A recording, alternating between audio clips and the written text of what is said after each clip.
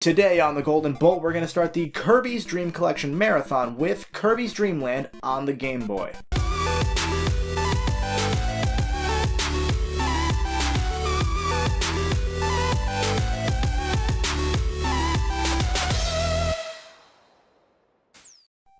Kirby is the brainchild of Masahiro Sakurai. Yeah, that Sakurai. If you ever wondered why there's so much Kirby influence in Smash Bros., there's your answer. Sakurai wanted to create a game to counteract the common trend of making games difficult just for the sake of being difficult, and this adorable little blob was his answer. However, the pink puffball wasn't actually intended to be the main character, he was just a placeholder until the team at HAL Laboratory could think of something better. Something better never came though, as the team actually grew fond of the adorable little guy and stuck with him, and they gave him the name we all know and love today, Popopo. Wait, what? Oh yeah, they named him Popopo for a bit, and the game was going to be named Twinkle Popo. But eventually, and thankfully, the name Kirby came to them instead. There's one more thing I want to add, and it's a fun little note about everybody's favorite uncle, Miyamoto. Sakurai envisioned Kirby as pink, but Miyamoto insisted that he'd look better in yellow. The two went back and forth on this very minor detail for a while, even after the game launched in Japan, with a pink Kirby already on the cover. Nintendo of America decided to ignore the conflict entirely, choosing to go with a white Kirby to match the Game Boy's lack of color. Yellow Kirby did make it into games later on down the road though, as well as in Super Smash Bros. As his first alternate color. Kirby is a resident of Dream Land, a small kingdom on the planet known as Popstar. The people of Dream Land are minding their own business when the evil King Dedede decides to send his minions down to steal all of the land's food, as well as the 5 sparkling stars that Dreamlanders use to find food. Kirby, the living garbage disposal that he is, decides that enough is enough and vows to reclaim all of the stolen food and the sparkling stars and stop Dedede. And he does. That's the plot. Actually, almost none of this is mentioned in-game either. All of this stuff is from the manual. Dreamland is a 2D platformer where you play as the pink, white fluffball himself through 5 different levels.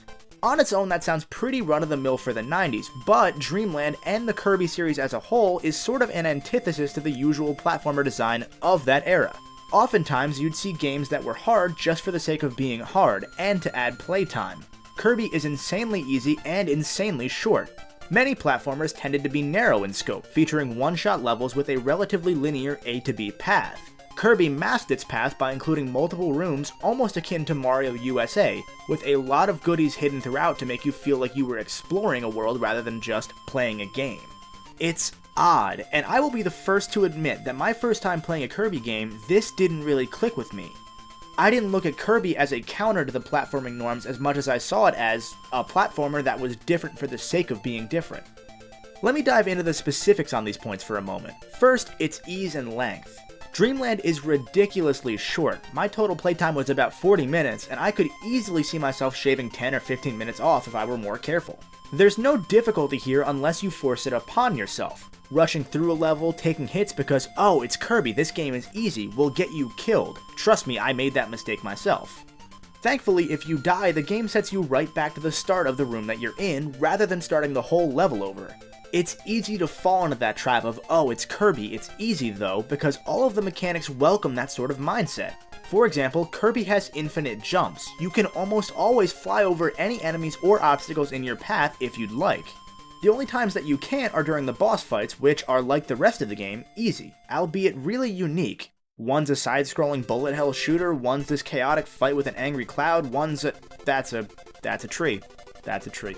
If you do want to fight enemies head-on though, you can fall on them from the sky, suck up some air with the B button and spit it at them, or suck the enemies themselves up and shoot them back out at other enemies.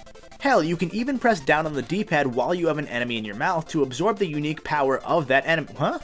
Oh, that's right, that's not in this game. That's something they introduced in the next game, Kirby's Adventure. With that in mind, there really isn't an incentive to fight things other than to up your score, which doesn't get saved if you turn the game off because the game has no save feature. But it's entirely up to you. Everything about Dreamland is built in to let you play the game how you want, rather than how the developers intended, and this is kind of unique for the time. And this is shown with the second point, that Kirby is almost a non-linear, linear game. Rather than focus on one big level like World 1-1 in Super Mario Bros. Or Green Hill in Sonic, Kirby segments its experience into different rooms, and it does a lot in these rooms. Sometimes there are rooms that are totally optional that just give you some health, a power-up, or an extra life. other times there's a maze of doors you have to work through to get to the end of that level.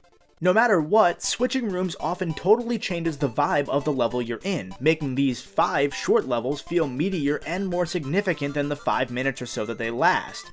It's a strange feeling when I'm enjoying myself and then I look at my playtime to see it's only been 10 minutes when it feels like a lot longer. Strange, but in this case, good. There are a few issues that I have though. For one, 5 levels really isn't something that can cut it no matter how long the levels feel. Even more so considering the 5th level just has you running through truncated or slightly different chunks of the first 4 levels before fighting that level's boss again. Additionally, I wasn't a fan of both up and the A button being jump, because pressing up is also the button for entering doors. It feels a bit unnecessarily sluggish when I want to enter the next room and instead Kirby would jump. This last one is a bit of a nitpick, but I sort of wish there was more utility to the power-ups because it took me a long time to figure out what a few of them did. I ran into enemies at first thinking this was an invincibility power-up, but it turns out it just let me shoot air pellets faster.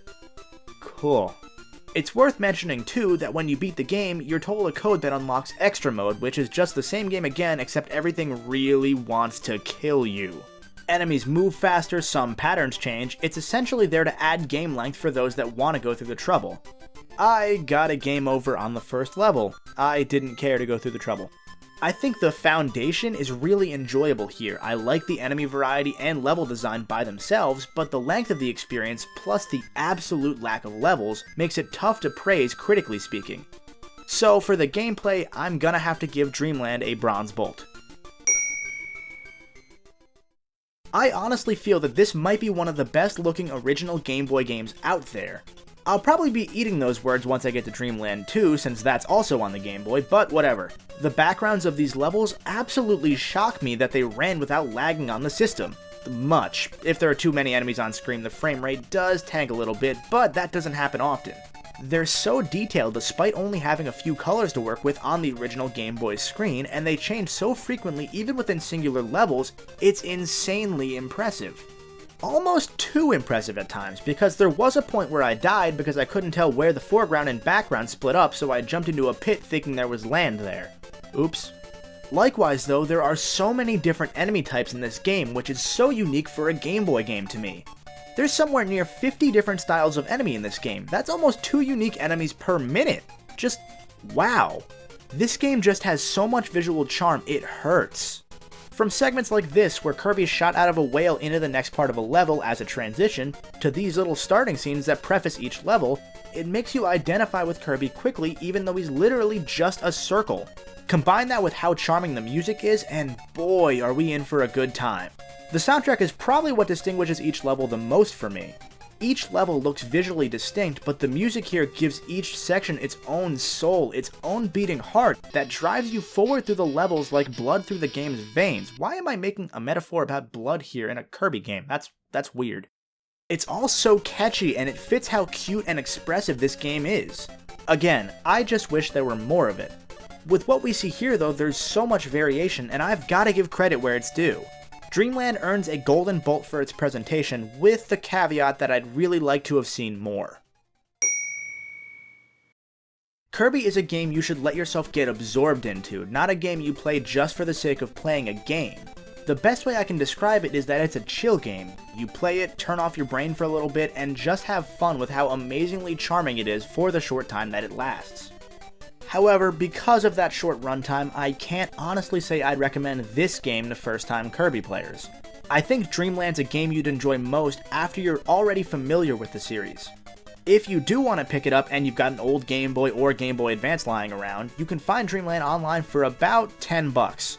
Alternatively, you can grab the Dream Collection on Wii like I did, which runs about $30 to $40 on average. And that, by the way, comes with all 6 of the games I'll be reviewing for this retrospective. If you want it cheap and don't mind getting it digitally, it's $4 on the 3DS eShop.